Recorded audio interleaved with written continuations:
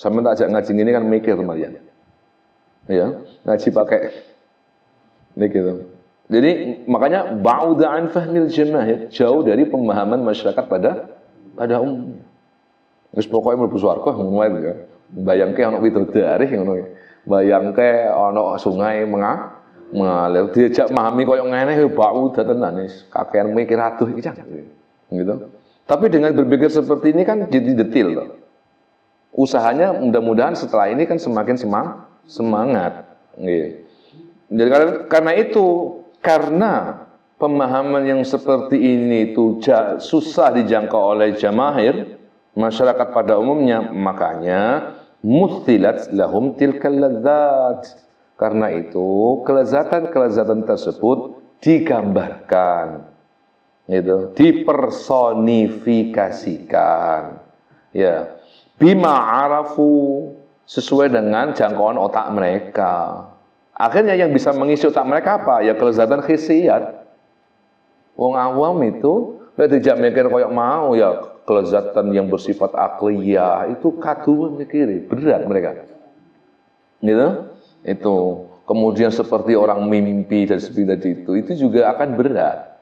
Karena itu maka untuk memudahkan itu digambarkanlah misalkan bidadari ada di kemah-kemah. Kan ngerti toh? Bidadari di kemah-kemah atau digambarkan seperti susu-susu itu yang ada air susu ya. Nah, telaga itu memudahkan pemahaman saja sebenarnya. Jadi kama anna sabiyya, hal itu taubahnya seperti anak kecil. Yashtaghilu bitta'allumi liyanala bihi al-qada'a awil wizarata. Taubahnya seperti anak kecil. Anak kecil itu disuruh belajar supaya masa depannya cerah. Misalnya di sini kalau zaman dulu itu supaya kamu jadi hakim nak qadha. Supaya kamu jadi perdana menteri, supaya kamu jadi gubernur sebagainya. Akhirnya ya yashtaghilu bitta'allum, dia disuruh sama bapaknya untuk belajar secara giat. Wa huwa la yudriku fis saba ladzatuha, padahal anak kecil ya gak nyambung. Anak kecil itu ketika kelezatan jadi pemimpin juga paham deh. Kalau kita kecil dulu ditanya, kamu cita-citanya apa mas? Jadi apa? Jadi polisi, jadi tentara, jadi macam-macam. Pilot, koyok ngerti ya jabatan pilot kan ngerti. Enak dari pilot itu bayarannya pilot orang ngerti ada cilik. Kemudian, karena apa? Akalnya nggak ngejangkau ke sana. Cuma orang tuanya menyuruh dia semangat belajar supaya cita-citanya tercapai ke sana. Padahal wa huwa la yudriku fis sabat ladzatuha. Anak kecil itu tidak menjangkau ke sana kelezatan itu. Fayu'adu bi umurin khasisatin, karena itu sama bapaknya supaya dia mau belajar karena akalnya nggak menjangkau ke sana, sama bapaknya dikasihlah dijanji-janjihi dengan perkara-perkara yang khasisah, yang remeh-remeh, yang rendah-rendah. Yeah. Contohnya apa? Yataladzu huwa biha kasyra'i suljan yal'abu bihi, seperti dia diberikan suljan seperti tongkat-tongkatan, tongkat yang biasa dipegang oleh Bapak Jenderal itu namanya suljan. Ya. Akhirnya dia seperti jenderal gitu, tapi dikai mainan. Karena apa? Karena dia nggak menjangkau lezatnya dari jenderal itu kayak apa gitu. Itu akhirnya supaya mudah dikasih apa? Tongkat jenderal, tongkat-tongkatan, ya. Au usfurin ya'basu bihi wa amsalihi, atau anak kecil itu dikasih zaman dulu burung pipit, dibuat buat mainan dan berbagai macam jenis permainan. Wa aina ladzatul la'bi bil usfur? Ya mana ya kelezatan bermain tongkat-tongkatan tadi itu, apa lezatnya bagi kita tadi ya, bagi ketika usia dewasa, dibanding dengan kelezatan ladzatil mulk wal wizarati, dibanding dengan kelezatan menjadi penguasa, kelezatan menjadi wizarat, menjadi menteri dan sebagainya itu. Nah itu apa nih bandingannya pemahaman para intelektual dengan kita orang awam itu gitu. Supaya awak dhewe paham, orang Gusti Allah dikai kalimat-kalimat fisikal, samarat, woh-wohan, hurun bidudari. Ya toh? Apa namanya, tajri min anharun, sungai-sungai. Abariq, ya, apa namanya, cengkir-cengkir, dan berbagai macam yang digambarkan di Quran itu apa menurut golongan ini sebenarnya itu terlalu khasisah, itu terlalu rendah untuk digambarkan.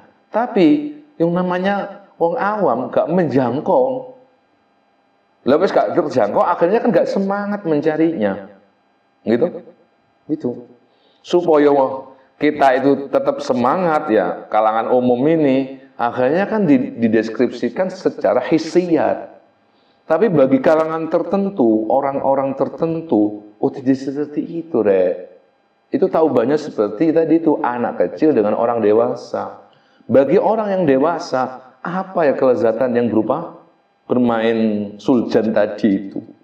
Apa ya kelezatan yang berupa misalkan main, ya seperti anak kecil itu? Bagi kita orang dewasa juga ada artinya sama sekali. Nah, itu karena otaknya, jangkauannya udah besar. Karena itu supaya mudah digambarkan, akhirnya dicarilah contoh-contoh yang khasisah, yang sederhana-sederhana. Walakin lamma qasura fahmu an darakil a'la. Ketika otak manusia itu terbatas dalam memahami yang luhur tadi itu, sesuatu yang jauh dari secara fisikal tadi itu, mustila bil akhassi, maka diperumpamakanlah dengan hal-hal yang remeh, dengan hal-hal yang fisikal.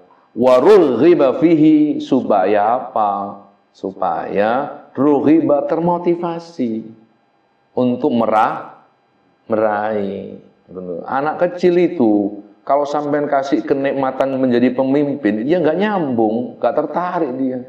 Tapi kalau sampean janjikan, nanti kamu kalau belajar nak, tak belikan motor ini, motor-motoran, tak berikan mainan ini, mainan itu, pasti dia akan tertarik semangat.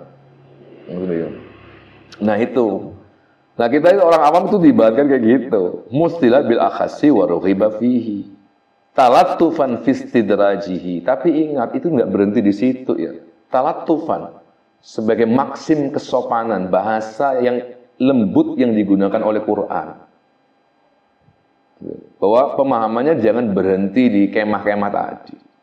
Jangan berhenti di sungai tadi. Betul. Karena apa? Bersifat istidraj, berproses, bergradasi ila ma fihi sa'adatuhu, sampai manusia itu mencapai satu titik di mana pemahamannya matang terkait dengan itu. Wa hadza aidan in sahha, ini juga jika memang tepat dan benar pemikiran seperti ini, kata Al-Ghazali, fala yujibu futuran fit talab, maka tidak boleh menjadi alasan seseorang loyo dalam mencarinya. Artinya baik cara pandang ulama yang pertama bahwa kebahagiaan akhirat, sa'adatul akhirat, zatul akhirat itu bersifat indrawi, atau yang kedua khayali, atau yang ketiga lebih dari hissi dan khoya tadi itu tidak lantas kemudian membuat manusia loyo dalam menempuhnya. Tidak bisa yujibu futuran fit talabi.